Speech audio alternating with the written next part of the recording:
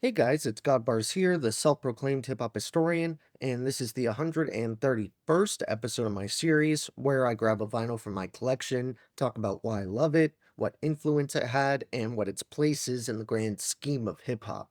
Returning to the beloved Native Tongues Collective, today we're gonna discuss the group that really started it all and paved the way for a tribe called Quest, De La Soul, amongst countless others.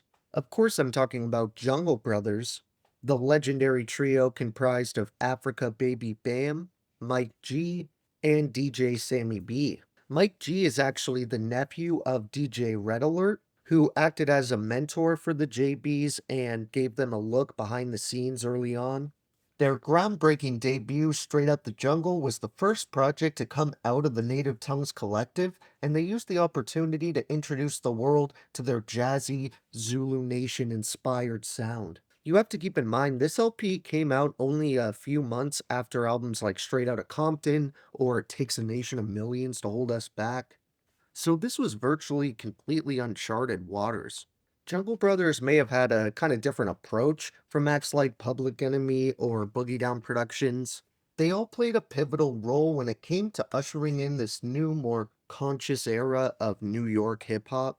They shared some of the same Afrocentric themes, but Jungle Brothers were much less aggressive and confrontational, choosing to take a lighter and more optimistic approach, while at the same time not acting as if these issues with race relations were non existent or not important enough to mention. I think the native tongues movement in general emphasized that it's okay to laugh and have fun, and you don't have to feel pressure to be exactly like the status quo while still maintaining a message of self love and racial unity. This was also one of the earliest examples of an LP weaving in a direct concept and theme, with the jungle being an essential part of their debut here, as well as their identity as a group.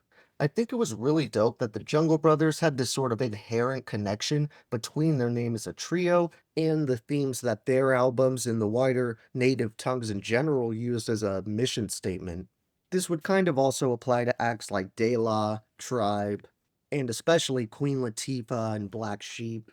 But prior to the JBs, the only similar act that comes to mind is the Fat Boys, obviously not in sound or style, but in the way of having a built-in concept that works through multiple means.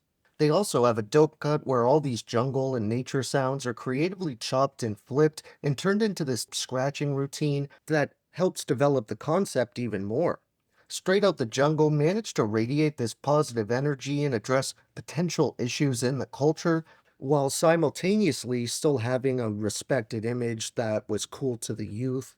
I mean, it isn't like this is a nonstop TED talk on peace and love. The Jungle Bros touch on everything from sex on Jim Brodsky or I'm Gonna Do You to channeling the type of ideas Marvin Gaye had put into the universe on What's Going On, with the sample off the title track of that timeless album of the same name. While the tone even on that song might not seem outright dark or sinister, the lyrics are actually pretty deep and poignant, as Mike G gives us a verse full of gems with, "It's a crying shame. Brothers taking life as a game, growing up against the law, but no one knows who's to blame.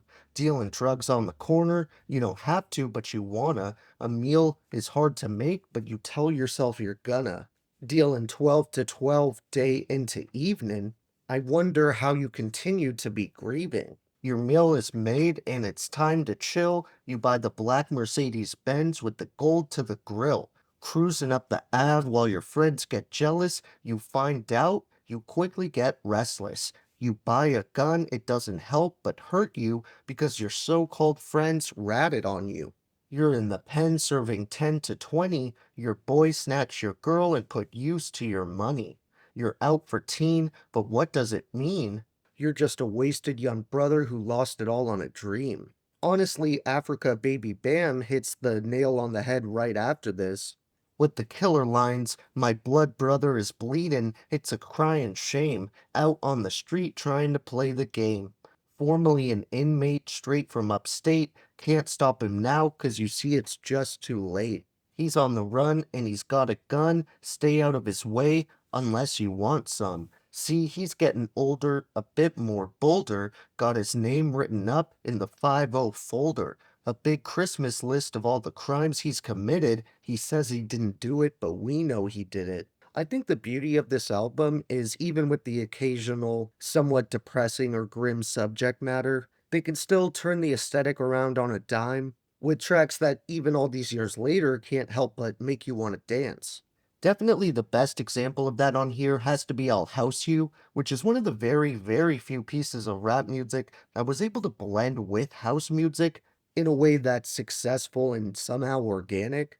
It's practically unheard of for a track like this to age well, especially in retrospect, considering a good amount of house music itself really hasn't, but somehow I still find this track pretty fun and enjoyable. There was a slight bit of irony in this idea, though, because it would hardly be 3 years later when De La Soul would infamously do a song on their second album that mocked house music, with the pretty hilarious parody Kicked Out the House. I think producer and DJ Todd Terry had a big hand in helping them nail this sound, and it effectively became the first non-Chicago hip house track to find major success in the club scene.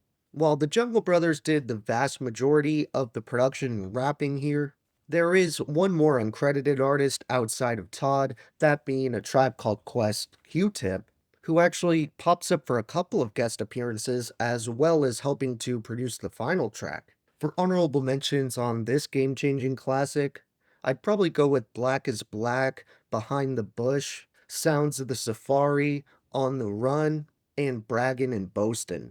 My three favorite tracks overall on here, outside of the ones I already discussed by name, I'd have to choose Because I Got It Like That, the title track, as well as the promo.